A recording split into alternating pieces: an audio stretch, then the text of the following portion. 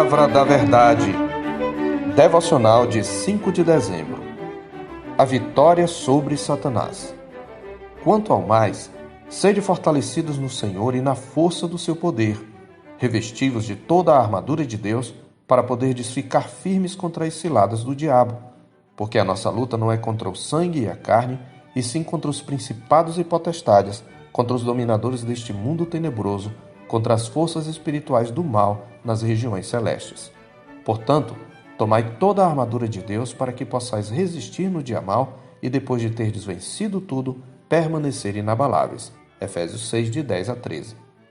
Nas devocionais anteriores, já conhecemos o nosso adversário e suas artimanhas. Mas como podemos vencê-lo? Nosso texto é uma das principais passagens que nos ensinam a lutar contra Satanás. E podemos dizer que temos aqui tudo o de que precisamos para vencermos essa guerra. As verdades que temos aqui são ensinadas num ou noutro passo da Escritura de diversas formas. Basicamente, duas atitudes são requeridas dos soldados de Cristo na luta contra Satanás, que são resumidas em dois imperativos. O primeiro imperativo é: sede fortalecidos no Senhor e na força do seu poder. O Senhor é Cristo. Já vimos que, separados de Cristo, os homens não têm a mínima condição de livrar-se do poder de Satanás. Somente em união com Cristo é possível vencê-lo. Quando Paulo menciona a força do seu poder, ele está se reportando, antes de tudo, à vitória de Cristo sobre Satanás na cruz, como ele declara em Colossenses 2,15, e despojando os principados e as potestades, publicamente os expôs ao desprezo, triunfando deles na cruz. A figura aqui é a do general conquistador, que, após ter vencido as tropas inimigas, adentra triunfantemente a cidade, trazendo os inimigos despidos e acorrentados, expondo-os à humilhação pela multidão dos súditos que celebram a vitória. Na sua morte, Cristo destruiu aquele que tem o poder da morte, a fim de livrar todos os que, pelo pavor da morte, estavam sujeitos à escravidão por toda a vida, conforme Hebreus 2, 14 e 15. Na cruz, portanto, vemos a eficácia da força do poder de Cristo. Satanás foi amarrado e aqueles que são de Cristo se beneficiam desta limitação do inimigo. Contudo, a expressão também aponta para a ressurreição. A mesma fraseologia é utilizada para referir-se ao poder que ressuscitou Cristo dentre os mortos, no capítulo 1, versos 19 a 21.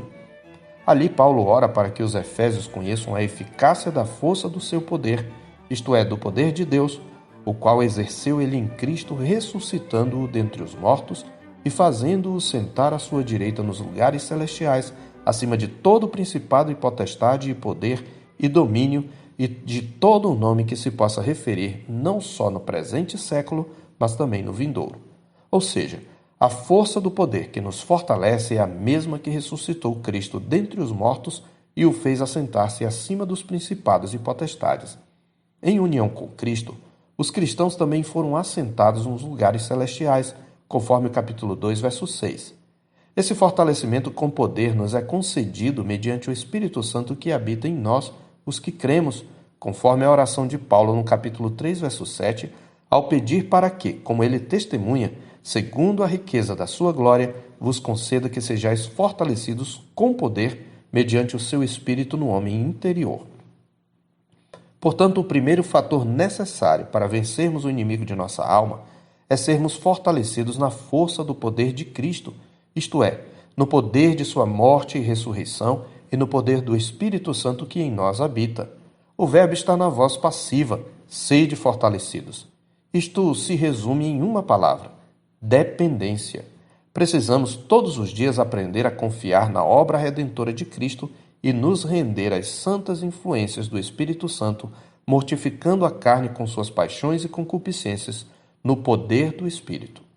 O segundo imperativo é revesti-vos de toda a armadura de Deus, ou tomai toda a armadura de Deus, versos 11 e 13. Se o primeiro imperativo apontava para a nossa rendição e dependência, este segundo enfatiza nossa diligência e responsabilidade, ainda que a dependência esteja presente, pois a armadura é de Deus. Aqui Paulo se utiliza da figura do soldado romano com sua armadura. Ele destaca a natureza da guerra na qual estamos envolvidos. Antes de tudo, esta é uma luta corpo a corpo. Este é o significado exato de luta aqui, lembrando os embates entre os antigos gladiadores romanos.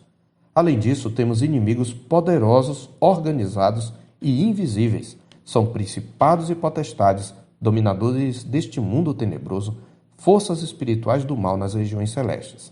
Todas as expressões apontam para entidades espirituais que têm governo, poder e autoridade sobre o mundo, muito embora tal autoridade não esteja acima da de Cristo. Nos escritos judaicos, os termos designavam poderes angelicais e sua hierarquia. Os termos, portanto, apontam para um exército organizado. Nos versos 11 a 13, temos o triplo objetivo do soldado cristão. Primeiro, não cair nas armadilhas. Este é o sentido de ficar firmes. Literalmente aqui é ficar em pé, no verso 11. Segundo, não recuar em dia de batalha. Este é o significado de resistir, no verso 13. A figura é a do soldado mantendo posição numa incursão do inimigo. A igreja não pode retroceder nos territórios já conquistados. O dia mau é um dia ou período especial de ataque satânico contra o crente, aquelas ocasiões em que Deus permite que o diabo nos ataque com toda a força, pondo à prova nossa segurança em Cristo e a autenticidade da nossa fé. E o terceiro objetivo é permanecer de pé quando tudo terminar, conforme o verso 13. Depois de ter vencido tudo, permanecer inabaláveis.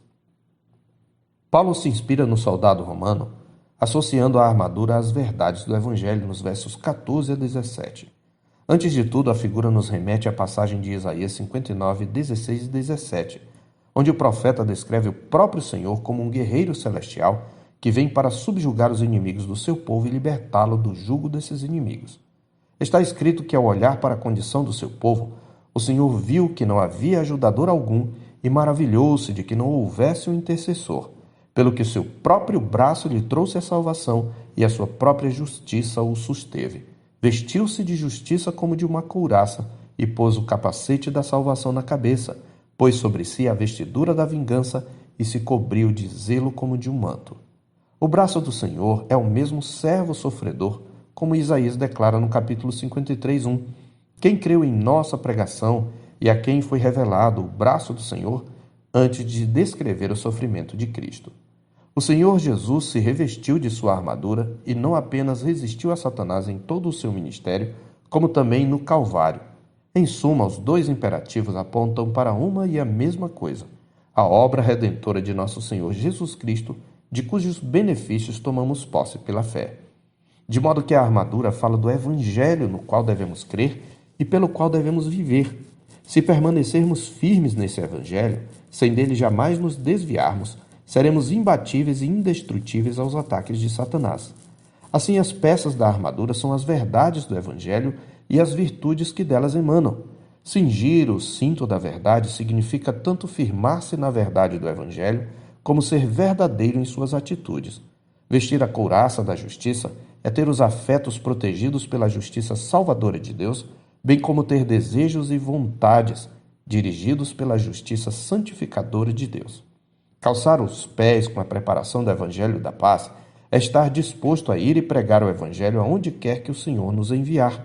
Embraçar o escudo da fé significa manter firme sua confissão conforme a fé que uma vez por todas foi entregue aos santos, sem vacilar, e manter uma atitude de confiança em Deus e sua palavra, a fim de não nos desesperarmos com os dardos inflamados do maligno.